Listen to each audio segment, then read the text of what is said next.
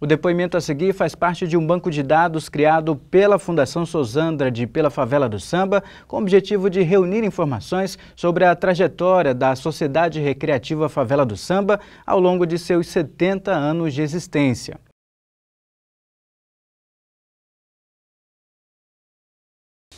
Quem é você? Eu sou o professor João Batista Cardoso Botelho, paraense de Belém do Pará, filho de um maranhense da Baixada Maranhense, José Teodoro Botelho, de São Bento Velho, e de uma paraense da Ilha do Marajó, Guilhermina Cardoso Botelho. Ele, descendente de portugueses e africanos escravizados no Maranhão, e ela, descendente de indígenas e africanos escravizados no Pará. Então, deu essa junção aí de sangue das três etnias que formam o povo. Então, eu tenho toda essa mistura. Moro no Maranhão desde 3 de março de 1980. Né? E aqui me instalei, constituí família, me profissionalizei. Sou licenciado em Filosofia pela Universidade Federal do Maranhão, especializado em Administração Escolar e em Filosofia Clínica.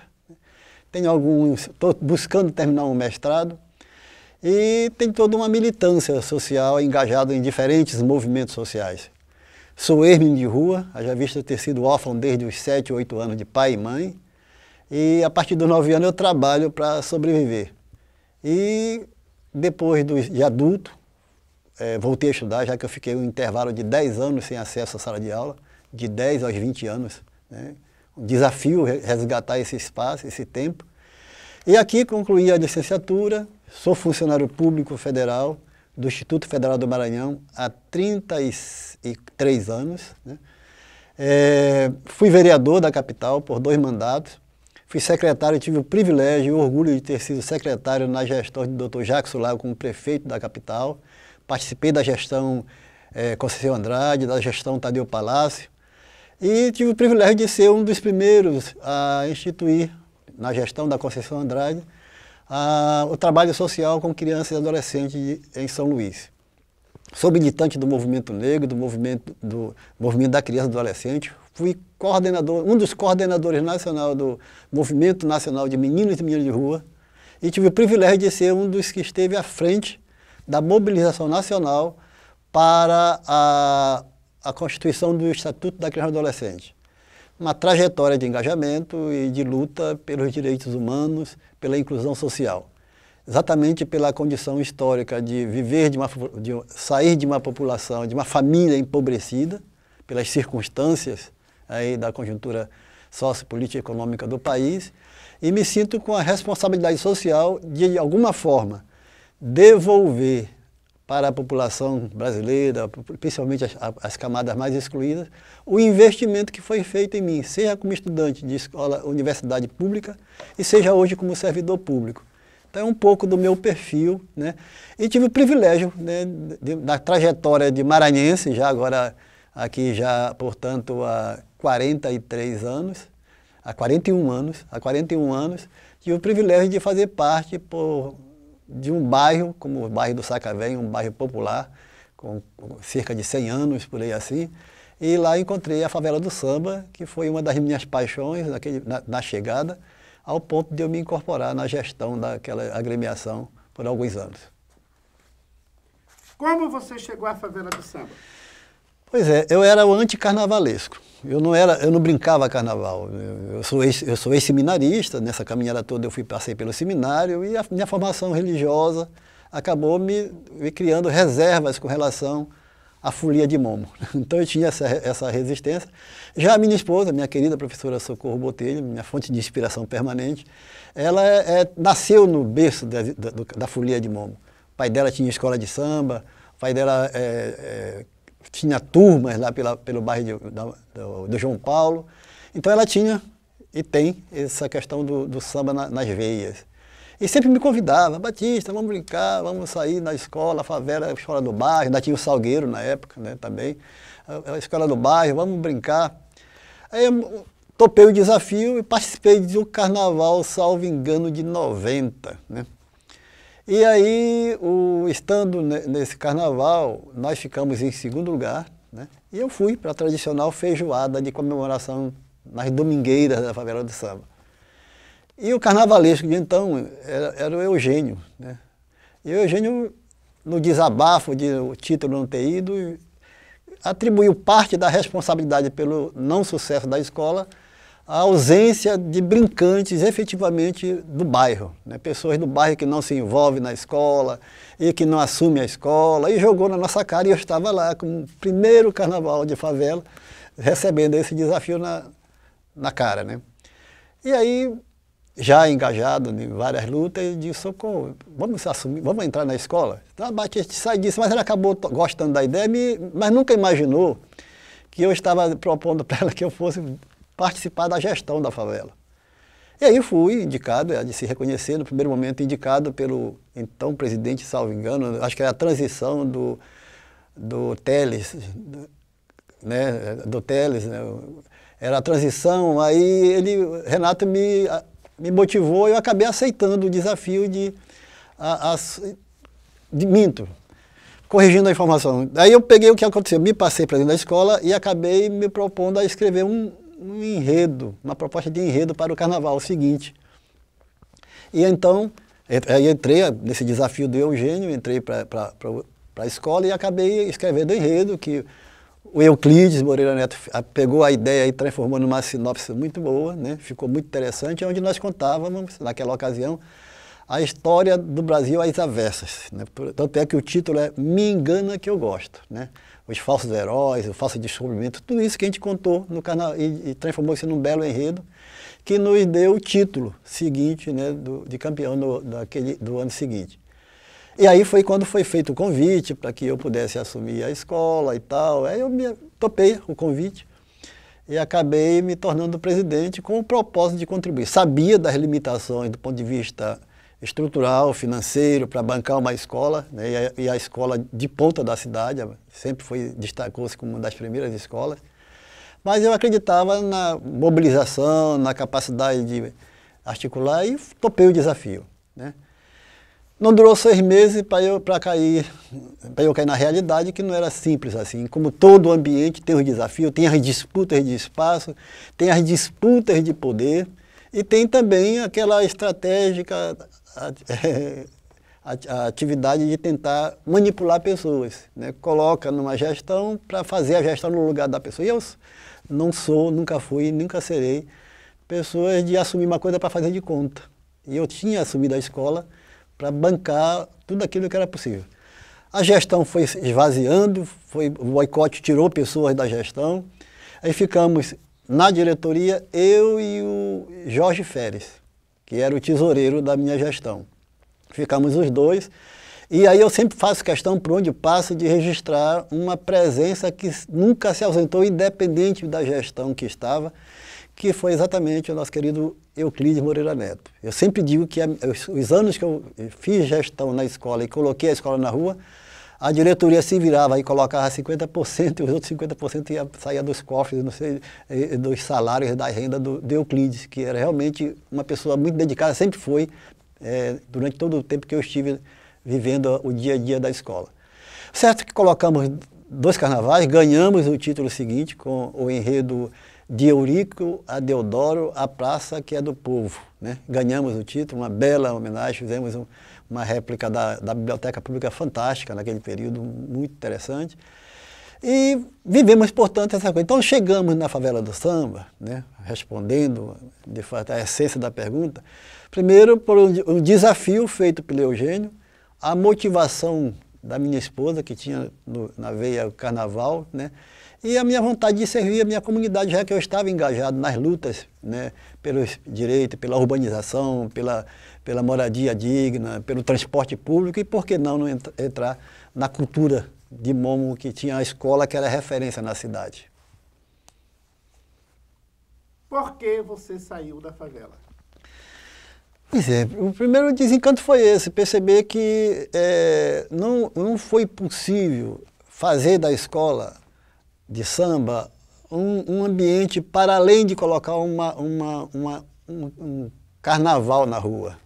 A escola ela deveria ter uma função social. Já que ela tem um prédio fantástico, tinha uma estrutura fantástica, por que não aproveitar aquele ambiente e, além de fazer o carnaval, que poderia ser uma construção permanente durante o ano, a partir da definição de um enredo, você poderia construir o carnaval envolvendo a comunidade, que foi o desafio que o Eugênio fez, envolvendo a comunidade produzindo o carnaval através de oficinas. Oficina de percussão, oficina de confecção, oficinas de... Enfim, todo um trabalho social que poderia ser feito dentro de uma estrutura fantástica que a escola tinha, né?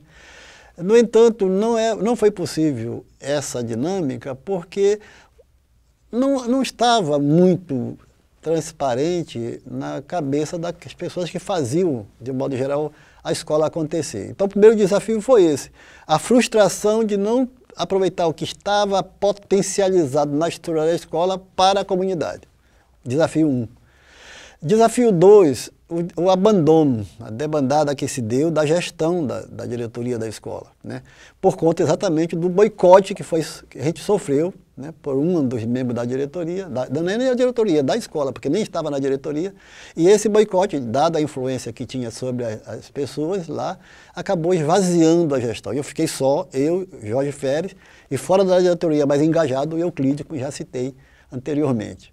Então foi frustrante, faltou recurso, desafio, fiquei endividado na cidade, eu fiquei endividado com uma loja que fornece couro e material plástico em João Paulo, passei quase 3 anos pagando depois que eu saí da gestão, fui levado no sistema financeiro, tive que negociar fora e fiquei também devendo para a Marco Polo.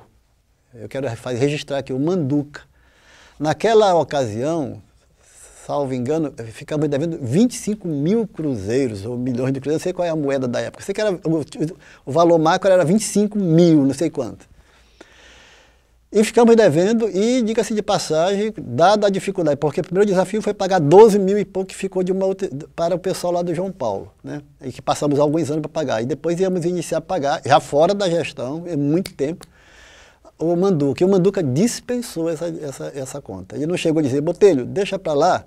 Mas como ele viu que eu não paguei, não podia ter pago naquela ocasião, depois que eu adquiri um mandato de vereador na cidade, né, aí eu voltei para negociar e ele não me deu atenção para o assunto. Ou seja, ele delicadamente, gentilmente disse, não te preocupa, eu sei que tu não colocou no teu bolso, tu colocou na escola. Então eu fiquei devendo a cidade, né, ninguém sabe disso, né.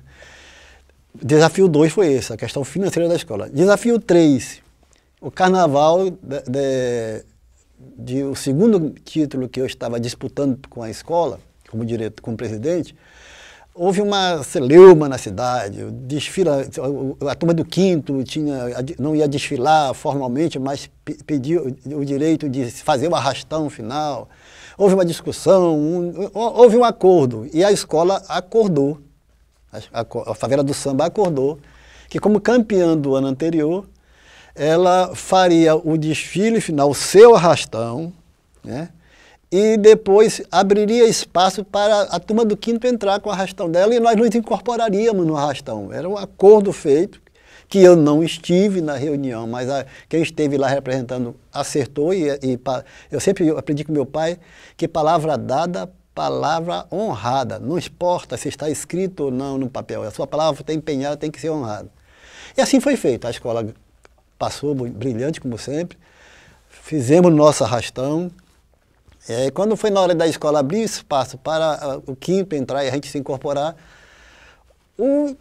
que sempre foi uma pessoa bem engajada na escola, aí aqui cito o nome por uma questão de memória histórica, aí o Renato Dionísio convocou a bateria da favela para não sair da passarela, para não permitir que a escola passasse. E eu não concordo, porque eu acho que você tem que honrar o compromisso assumido. E peguei o microfone da escola e pedi, como presidente, chamei para minha responsabilidade, pedindo que desocupasse a passarela. Isso deu um problema, eu fui agredido, né? Fui pego pelo colarinho da camisa, desafiado pelo Renato naquela ocasião. Fui defendido também pela escola, né? E acabou isso me criando uma frustração, porque foi diante da minha esposa e da minha filha, que tinha poucos anos de vida. Minha filha não tinha nem 7 anos de idade naquela ocasião. Então, não foi só o Batista Botelho que foi agredido em plena avenida, na Passarela do Samba. Foi a minha família, né? A minha família que foi agredida, ofendida e desrespeitada. Então, isso realmente, desafio financeiro, desafio de gestão e a humilhação pública é muita coisa para quem tem dignidade, para quem tem princípio, para quem se respeita.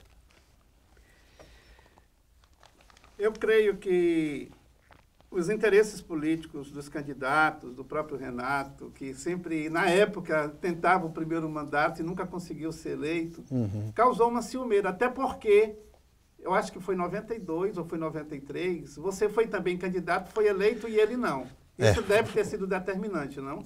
Eu já estava na gestão. Em 92 eu iniciei a minha vida como gestor no município, participando da gestão da Conceição Andrade. Mas tínhamos saído de uma campanha eleitoral não bem sucedida nem para mim, nem para o Renato, enquanto resultado eleitoral. Mas do ponto de vista proporcional de voto, eu tive mais votos. Inclusive com uma sólida votação, como sempre tive no Sacavém. Então isso realmente mexeu. Né? Porque como ele era uma presença histórica dentro do bairro a partir da escola, mas era somente na escola. E o bairro do Sacavém não se reduz, nenhum bairro se reduz ao universo de um espaço de samba, de uma área de escola de samba. Tem toda uma realidade que precisa estar inserida, e eu era inserido, e sou inserido nesses diferentes espaços. Então isso dava visibilidade. Além do fato de eu ser da União de Oradores, de ser engajado na igreja, e já ter criado, naquela ocasião, um trabalho social que eu já fazia, quando eu coloquei há pouco, que queria transformar a Favela do Samba num espaço de formação sociopedagógica para a comunidade, eu já tinha iniciado uma experiência no Sacavém desde 89, né? Do dia 19 de setembro de 89, eu criei o projeto de educação alternativa Descobrindo o Saber, que é exatamente um trabalho social para a promoção de crianças e adolescentes do bairro, fazendo exatamente através da arte e educação, inspirado nos princípios pedagógicos de Paulo Freire, exatamente dia 19 de setembro. Coincidentemente, agora, 2021, estamos celebrando 100 anos de nascimento de Paulo Freire. É um ano especial para nós aqui, que trabalhamos na linha freiriana. Então, assim, a ideia era esta, levar essa linha para a escola. E aí, o Renato não tinha, do ponto de vista do bairro, não vou dizer que não tinha em outra ocasião, esta inserção. Eu tinha, isso dava uma diferença muito grande na hora de voto. E realmente, a ciumeira e a falta de humildade, que é importantíssimo, uma disputa, ela passa por isso, você ter a capacidade de assimilar os resultados, seja ele qual for, a seu favor ou não. Apesar de ser ambos do mesmo partido, né? Mesmo partido, exatamente. É bom que se diga que o meu único partido foi o PDT, né? Porque eu tinha referências local como Jackson, Neiva Moreira, e tinha referências externas como Brizola, Darcy Ribeiro, Abdias do Nascimento, tantas referências que transformavam a gente acreditando numa proposta e identificado com a linha doutrinária do PDT. Infelizmente, o meu PDT perdeu o rumo nos últimos anos. Voltando à questão do projeto Descobrindo o Saber, após a sua saída da favela, você assumiu o desafio de colocar uma escola mirim na rua. E ela desfilou por vários anos. Eu queria que você fizesse um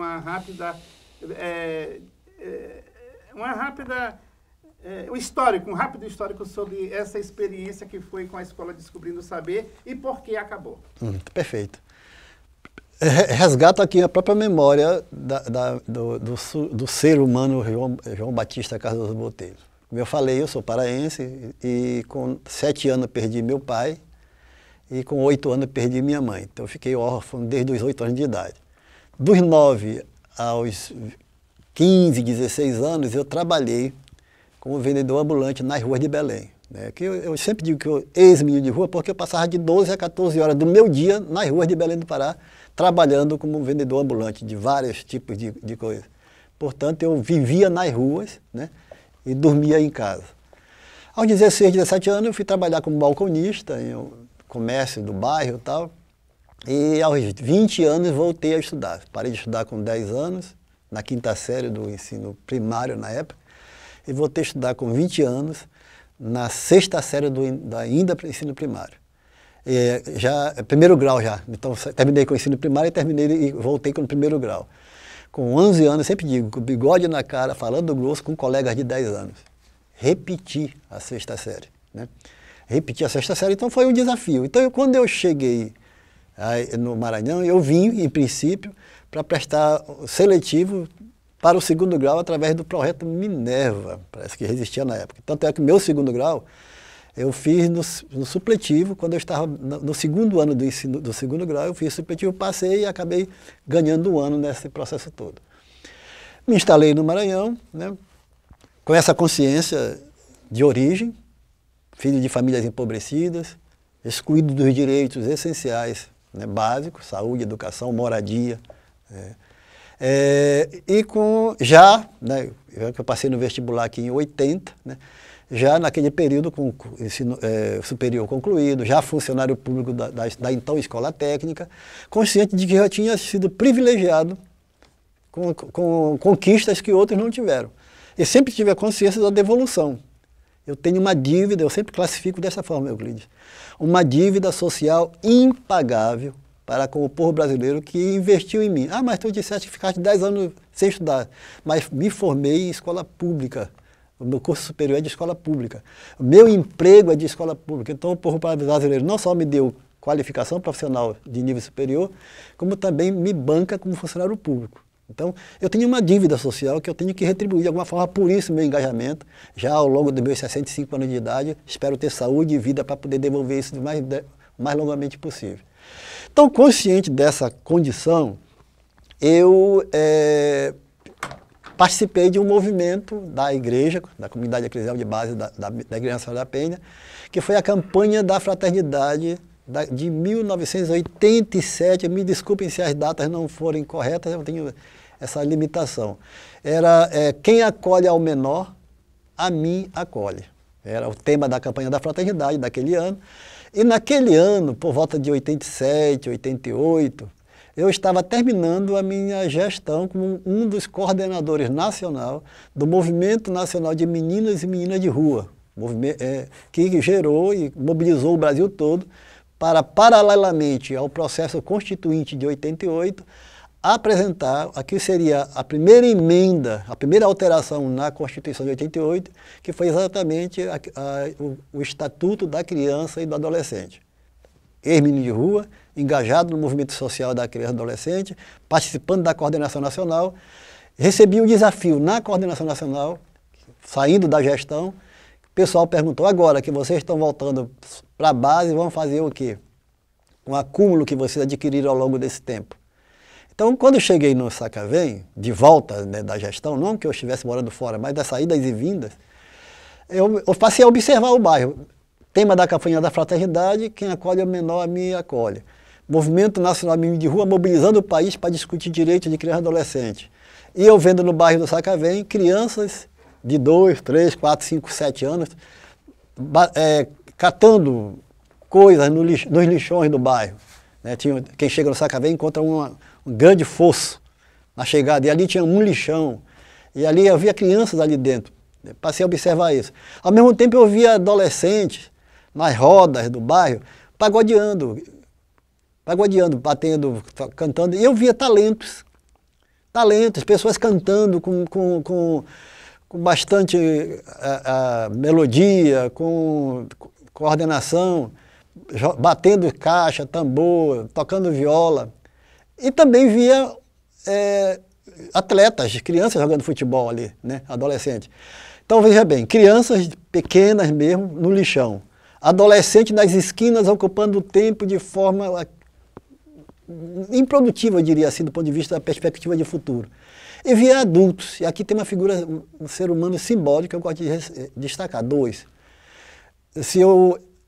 Mariano Teixeira, um morador antigo do bairro, né? Escultor de mão cheia, fazia arte, desenhava, esculpia em madeira, esculpia em cimento, talento, né? E tinha também o seu um senhor que trabalhava fazendo tudo quanto era produto com chifre de boi, transformava o chifre em pente, em adereço, fazia tudo lá. Seu Cícero, parece que era, o nome dele era Cícero, que era exatamente o morador do local que futuramente se tornou a sede do PEAD, do Prédio de Descobrir Saber. Então eu observava isso. É bom essa oportunidade aqui de registrar isso. Crianças catando lixo, comendo coisas. Crianças que deveriam estar na escola, né? Adolescentes, né, 14, 15 anos, pagodeando, colocando o saber para a rua, mostrando o que sabia. E adultos levando o conhecimento consigo, sem contribuir para que isso se tornasse uma transferência disso. Então resolvi realmente idealizar, inspirado naqueles dois motivos que eu coloquei, a campanha da fraternidade e a saída da gestão nacional. Eu conversei com a minha esposa e disse, meu bem, vamos criar um trabalho social aqui. Mas como? Não sei o quê. Não, primeiramente a gente brinca, faz isso nas esquinas do bairro, não tem onde, mas não tem local para fazer, não sei, moral da história. Ela também, muito altruísta, muito determinada, ela topou a parada e nós fundamos. Coincidentemente, não foi pensado. O espírito era freiriano, com certeza a pedagogia de Paulo Freire muito forte na nossa caminhada de igreja e de caminhada do movimento social.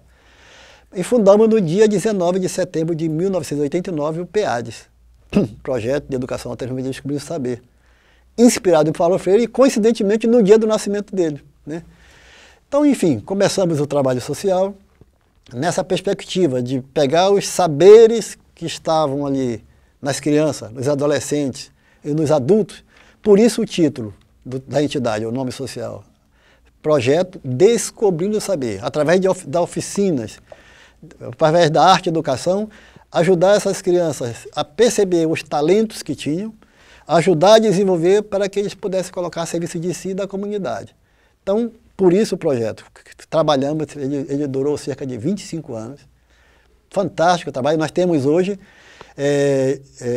instrumentalistas, eu vou chamar assim, membros da bateria da escola que foram nossos meninos na favela, na favela do samba, que foram nossos meninos no PEAD. Pessoas que estão lá contribuindo, como o Ayrton, né, vocês continuam lá, que foi menino que descobriu o talento de cantar como puxador da nossa escola de samba infanto-juvenil. Então, o que era a escola de samba, acadêmicos do samba, descobrindo o saber? Primeiro, foi aquilo que não foi possível fazer na favela, nós já tínhamos o trabalho social formado, nós transformamos as oficinas do Projeto de Descobrir o Saber em oficinas também preparatórias para o desfile de final do ano, do início do ano da favela do samba, e do Projeto de Descobrir o Saber. E nós sempre discutíamos um tema no início do ano, e a partir desse tema as oficinas eram desenvolvidas, a oficina de canto coral, a oficina de percussão, a oficina de arte, enfim, de teatro, né? Todas as oficinas que tinham lá eram feitas nesta linha.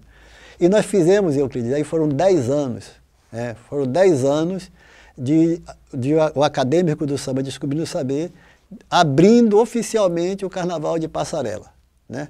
E nós tínhamos a parceria com a Prefeitura de São Luís, através da FUNCAS, né? Onde a escola mobilizava crianças do resto da cidade. Então não era só crianças do Sacavém. As oficinas, os trabalhos sociais da Prefeitura, através da FUNCAS, depois que virou SENCAS, né? A gente mobilizava crianças de todos os bairros da zona rural e colocávamos cerca de 3.000 crianças e adolescentes desfilando no Carnaval de Passarela. E o que dava prazer para a gente era aquela descoberta. Os primeiros anos foram emocionantes. A gente está olhando, as crianças passavam embebecidas pela passarela. As pessoas olhando para elas, sendo aplaudidas e elas se sentindo as protagonistas daquelas cenas todas, orgulhosas de estar acontecendo. Então, aquilo que era impossível para muitas delas, estarem na passarela assistindo o espetáculo, elas saíam do seu anonimato social e vinham ser o próprio espetáculo. Então, isso para a dignidade, isso para a autoestima, isso para o autorrespeito, isso não tem preço. E isso me orgulhava muito como militante social, como educador popular, como educador formal, como cidadão, né? Então, foi isso, Euclides. os acadêmicos do samba Descobrindo o Saber transformaram no dia a dia do nosso projeto social no Sacavém aquilo que era o sonho, que era de fazer a favela acontecer. E a favela tinha muito mais estrutura, muito mais potencial para fazer esse trabalho. Por fim, colocamos o trabalho social na rua, nas esquinas do bairro. Você imagina o que é? Cada semana a gente ia para um canto do bairro, não tinha sede. E incomodava, 40, no começo foram 40, 45 crianças, 60 crianças e adolescentes, passando uma semana de segunda a sexta, em uma das esquinas, incomodando moradores. Aí nos expulsava, a gente rodava para cá, rodava para ali. E aí chegou uma ocasião que nós já conseguimos alugar um prédio, atrás do antigo posto médico, depois da avenida. Aí venderam a casa, nos ofereceram, a gente não pôde comprar, venderam a casa, nós voltamos para a rua, para funcionar na rua, né? E o povo não aceitou mais, nas esquinas, e aí nós tínhamos que fechar o trabalho. Não tínhamos sede. Aí eu falei com a minha esposa, minha bem, e agora? As crianças não vieram aqui bater na nossa porta para pedir para a gente criar um trabalho social. Elas estão aí, 40, 50 crianças, variava conforme o período. Nós temos essa casa, nós temos, é só eu, você e nossa filha que na época estava com uns 6 anos, eu acho. Meu bem, vamos fazer o trabalho aqui dentro. E aí, Euclides, começamos com 40, com 45, chegamos a 80, tinha dia que 80, 100 crianças todos os dias dentro da sua casa. Fazendo o trabalho social. Aquela casa que não era ainda com aquele espaço lateral que nós adquirimos depois, era só um espaço pequeno.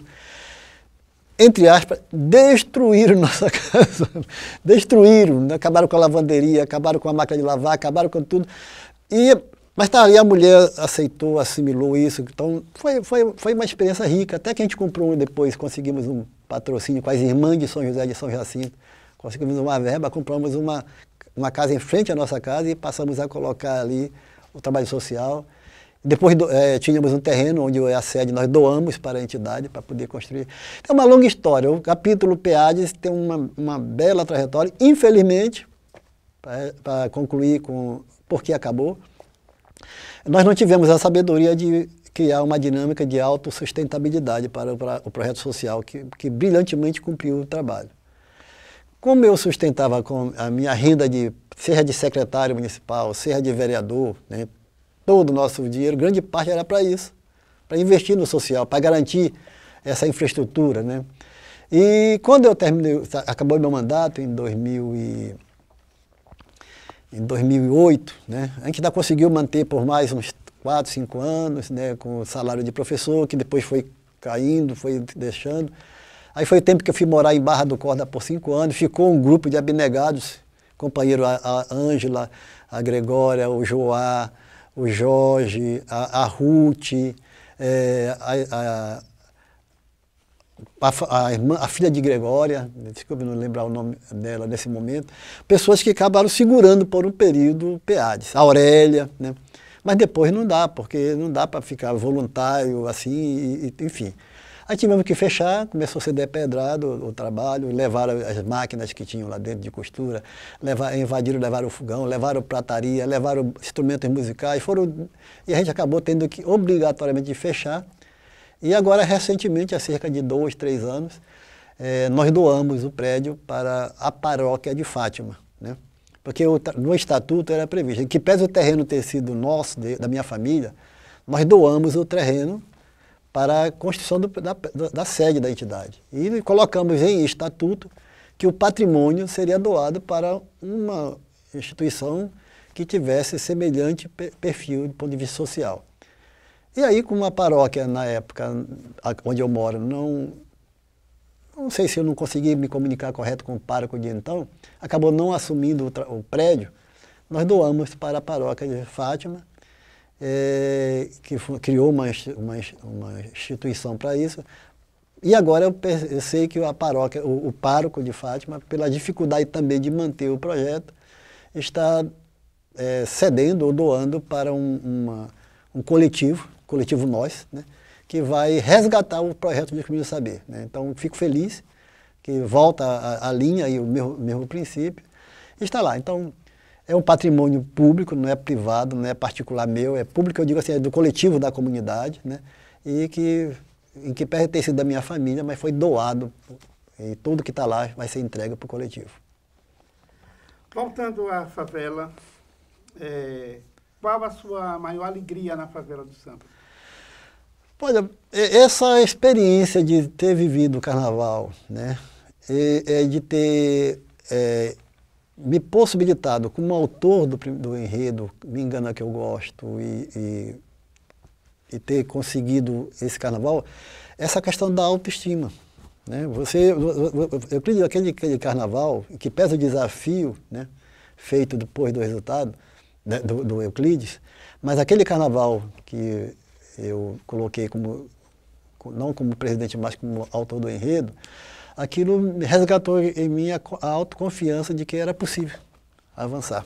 Então, se tem algo consolidado nessa plena satisfação, é a questão de eu ter percebido o meu potencial, né, naquele processo todo. Depois, o título, né, o título de que nós colocamos juntos lá naquele momento, que consolidou essa minha convicção. Então, foi assim, a minha capacidade de fazer a gestão, de inclusive superar aqueles obstáculos todos já relatados, de dar a volta por cima, manter uma unidade. E uma das coisas que eu coloquei como princípio, o respeito à bateria da escola. Né? O respeito, porque a bateria da escola, eu sempre digo que ela é a alma, literalmente a alma da escola, seja porque ela cria todas as condições de os figurantes todos, independente de onde esteja, coordenar os seus movimentos a partir do ritmo que ela ecoa dos instrumentos, mas ela também, durante o ano todo, na favela, ela ajudava a escola a se manter viva. E eu não gostava, quando eu não estava na gestão, de perceber que esses jovens, aqueles adolescentes, aqueles homens e mulheres talentosos e talentosas, muitas das vezes iam da escola para fazer os espetáculos, quando contratados, e saíam com fome e voltavam com fome. Do ponto de vista de ter, porque eles iam se desgastar fisicamente. Então eu instalei na minha gestão uma dinâmica de ter um caldo, uma sopa, um leite, alguma coisa que a turma pudesse ingerir antes de sair para fazer os seus movimentos e também quando voltasse tinha alguma coisa. Eu fazia assim. A volta depois a gente percebeu que era impraticável porque o pessoal se dispersava, enfim. Mas a gente sempre tinha um lanche consistente para a bateria. Então, porque eu sempre respeitei a bateria da escola, como dizia o nosso querido Leobino. Respeite a bateria da favela. Né? Qual a maior decepção? Eu queria que você fizesse referência à minha pergunta, porque a minha pergunta não vai aparecer, a sua resposta sim. Qual a maior decepção que você teve na favela? O boicote. O boicote à minha gestão. Né? A decepção maior que eu tive na escola, né, foi a frustração de não ter uma unidade de gestão na diretoria, o esvaziamento dela por conta do desafio que era colocar a escola e as pessoas que estavam boicotando, né, elas tinham no seu imaginário de que esse cara é um magro velho, não tem renda que possa sustentar a escola, ele vai abandonar, a gente assume como foi feito em gestão anterior. Né? A gente assume e a gente coloca o carnaval. Essa é uma decepção que tem desdobramento. Quando colocamos o carnaval, né, que campeão, que eu saí nos braços do bairro, eu fui levado no colo do Mário, filho do Curau, o querido Curau, que ainda hoje está no Sacavém, o Curau. O Mário me carregou da passarela do anel viário até o Sacavém. Não era difícil carregar, porque com toda essa estrutura dava para levar até brincando. Então, aí 2, 3 dias depois eu chego na prefeitura, o prefeito já era o doutor Jacques, salvo engano, ou Conceição, enfim. Eu cheguei à prefeitura e alguém muito influente na cidade, que circula, ainda está vivo, circula em vários ambientes, ele me chamou particular. Antes disso, uma jornalista do jornal Imparcial também me chamou, me parabenizou, e disse, olha, o que eu ouvi sobre você nessas prévias do carnaval, você deu um tapa de luva, né, e muita gente nessa cidade. E aí, dito isso, eu com a minha incapacidade de logo fazer leituras mais rápidas, mas aí um colega me chamou amigo inclusive, disse, Botelho, parabéns, e eu quero te dizer uma coisa. Tu deste uma lição, porque tinha gente da favela, ele não disse o nome, a gente dá para intuir, da favela estocado com material de carnaval, pronto para quando tu abandonasse a favela, eles colocaram o carnaval na rua. E tu fizeste com que eles ficassem. Eu fiquei endividado, como já disse há pouco, fiquei com dívida no João Paulo, dívida com a Marco Polo, mas o carnaval saiu. Então a decepção primeira foi essa, a decepção de ter sido boicotado e desrespeitado na minha condição de homem empreendedor, inclusive. E a outra foi a frustração de não ter conseguido transformar o potencial que a escola tem para ajudar o bairro a se desenvolver de forma integral e que, felizmente, eu consegui fazer no PEADES. De qualquer forma, a escola, após 15 anos sem título, batendo na trave, a gente conseguiu resgatar um título. E daí deu-se uma largada que transformou aquela escola que só tinha um título na escola mais vitoriosa do Maranhão. Foi uma sequência de títulos. Eu vou lhe dar alguns nomes. Eu queria que você comentasse com uma frase, fosse rápido o comentário, não se estendesse muito, tá? Se você não tiver nenhuma relação, se não conheceu, não conheci, tudo bem. Zé Pequeno. Eu conheci pela memória da favela, mas o registro lá diz que ele foi importante nos primeiros anos da instalação da escola. Zé Venâncio. Morador do bairro, que também não convivi com ele na favela, mas... Eu queria que você repetisse o nome, Zé Pequeno, Zé Venâncio, para saber de quem você está falando. A minha fala não deve aparecer. Tá, então vamos começar. Antes disso, o Zé Pequeno da favela não é o mesmo Zé Pequeno do jornal, né? É o Zé Pequeno do Sacavém. Do Sacavém, tá. Não, o jornal era Ribamar Bogé. É Bogé, tá. Que é um jornal que é... Só quero que você repita o nome da pessoa para saber de quem a gente vai falar. Zé Pequeno. O nome histórico do Sacavém... Zé Pequeno. Zé Pequeno, um nome histórico do Sacavém, que tem memória por ser, inclusive, da área da região lá do Bacanga e da Caema, e que foi um baluarte para a estruturação e formação da escola que se tornou a Favela do Samba. Zé Venâncio. Advogado, Zé Venâncio, advogado, morador da Coeb do Sacavém, comerciante por muitos anos no bairro, também influente na formação da favela, mas que eu não convivia, a exemplo do Zé Pequeno, da minha época de favela. Babá. Babá, militante do movimento cultural, morador do bairro, apaixonado pela favela, homem de temperamento forte, aguerrido, mas um homem que tinha sangue na veia pelo carnaval. Dona Tereza. Dona Tereza, querida Dona Tereza, costureira, a família toda envolvida na escola, esposa do seu Raimundo, né? Gente boa, tem uma grande referência como favelense. Seu Joca. Seu Joca, não tenho memória, quem é o Seu Joca? Seu Joca era ritmista e tem uma ligação com a Dona Tereza, é o pai de Gilberto. Tá. Seu Joca, o pai de Gilberto, amigo da gente, militante também da favela, também um favelense, aquele que não perdia uma domingueira, uma viagem da favela para fazer espetáculos. Eu não sei se você conheceu, Mestre Paulo. O Paulo não, eu sou... Era o mestre de bateria que antecedeu o mestre Júlio. Não, eu já consegui com o Júlio e com o Mário, que o Mário substituía de vez em quando. Mário não, como era daquele que substituía. Luiz Curió. Então, mestre Júlio.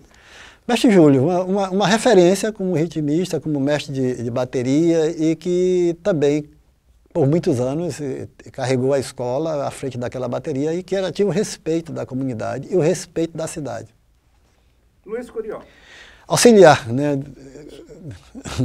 Luiz Curió, auxiliar do mestre Júlio. Era dobradinha. Quando um não estava, o outro se fazia presente.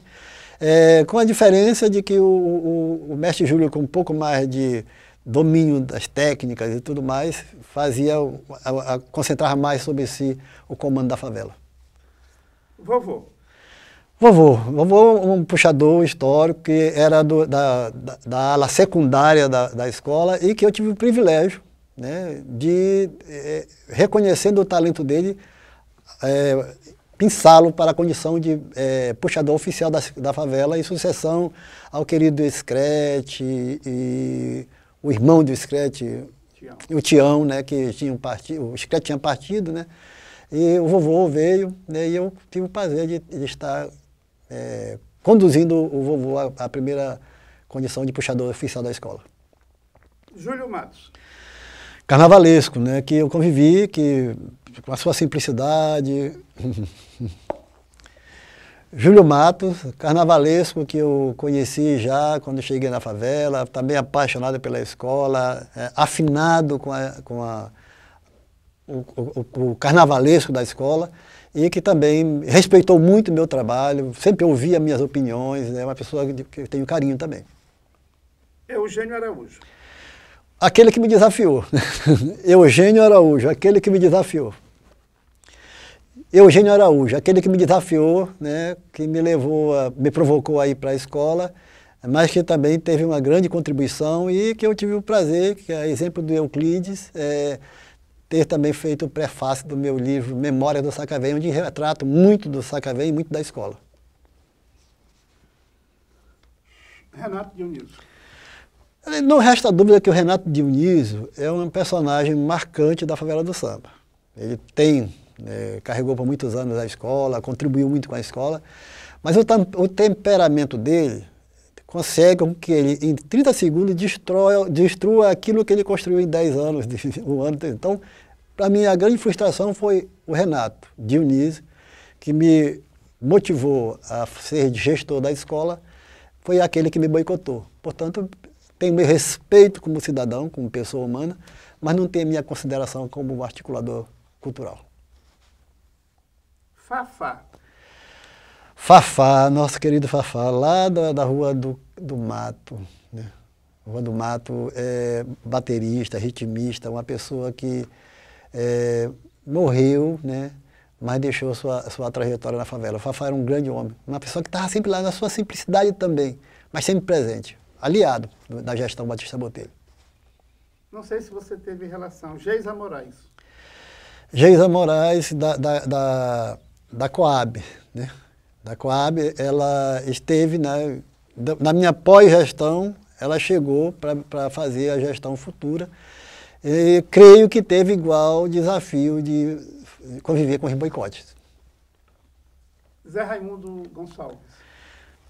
Perfeito, puxador, intérprete. Zé Raimundo Gonçalves, compositor, né? Uma pessoa do bem, que sempre esteve com a gente nas horas difíceis, me ajudou muito a burilar o nosso enredo, Me Engana Que Eu Gosto, juntamente com o Euclides, né? E pessoa que eu tenho estima, tenho consideração, grande amigo. Eu acho que os outros, você é um seu bem mais recente. Eu não sei se você tem alguma relação com o João Moraes. Não tem mais não. Com o Dr. Monteiro. Também não. Pois é. Que foram os presidentes que a gente sempre faz essa pergunta. Mas você tocou num assunto aí que aí eu digo, que bateu, acho que eu estou com Alzheimer. Mas de qualquer forma, há muita fogueira de vaidade na escola? No meu momento tinha, assim, né? No momento tinha essa coisa de que a escola Favela do Samba, por ser a referência na cidade, por nós sermos a melhor bateria, por nós termos toda uma estrutura, que não era mega estrutura, mas nós tínhamos o privilégio de ter um barracão, um espaço físico, né, proporcional às outras escolas, privilegiado. E potenciais fazedores de cultura de todas as formas de dentro. Então isso tocava um pouco. Achávamos que tínhamos o melhor puxador, achávamos que tinha o melhor mestre, achávamos que tinha a melhor bateria, achávamos que tinha aquele que mais tinha dinheiro para bancar a escola. E isso acabava criando cismas, né, no relacionamento com o externo e também cismas internos. Então acho que essa questão de querer sobrepujar os outros, né, acaba atrapalhando fazer uma unidade necessária para promover a escola. As vaidades, os caprichos individuais destroem possibilidade de construção coletiva. Botelho, é possível que eu não tenha feito todas as perguntas, inclusive as perguntas que você quisesse que eu fizesse. Então, fique à vontade para fazer suas considerações. Tá, eu vou retomar, Euclides, te citando. Euclides Moreira Neto, né, que eu conheci dentro da escola, né, e que era na gestão do período, eu vou dizer, era no sentido do período que eu fui favelense de dentro da casa. Aquele braço direito que nós tínhamos a segurança de que podíamos contar. Euclides nunca falhou com a favela do samba da minha gestão e no período que eu estive lá, né? Ao ponto de, eu sempre lembro dessa história, o Euclides programava suas férias da UFMA para o pós-carnaval, para poder estar no Rio de Janeiro olhando o futuro carnaval da favela a partir do que ele olhava nos desfiles das campeãs, né? Se eu estiver me enganado, né? Mas era uma prática do Euclides. E quando ele voltava com ideias, e eu sei que também voltava já com compromissos para abastecer a escola daquilo que ela precisasse do próprio investimento. Pessoal, é bom que se diga isso. Ah, mas porque ele colocava as alas? Sim, também as alas que ele colocava com a família, dava alma para a escola.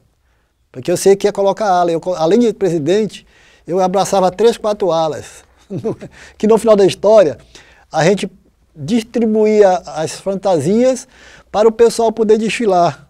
Ah, eu fazia 100, fazia 80, não sei quantas fantasias, não vendia as fantasias 100%, que distribuía. Eu tenho certeza que ocorria isso com Euclides, com tantos outros que botavam ala. Então, Euclides, você, ao longo desse período que eu estive lá, você foi um braço. Eu nunca tive dificuldade, eu sempre digo, eu colocava metade da escola, com meus endividamentos, e o Euclides colocava ali. Tanto é que o Euclides se ocupava, basicamente, de ajudar a trabalhar as questões dos destaques, dos carros, grande parte dessa estrutura toda era com o Euclides e outras dinâmicas lá. Então, eu faço questão de destacar o Euclides como não só um apaixonado, um homem visceralmente engajado no carnaval da favela do samba e na história da favela do samba. Eu esqueci de fazer uma pergunta, me lembrei, que eu acho que é importante ter. Nesse período que você teve militante na favela, qual o melhor samba enredo que você traz na memória?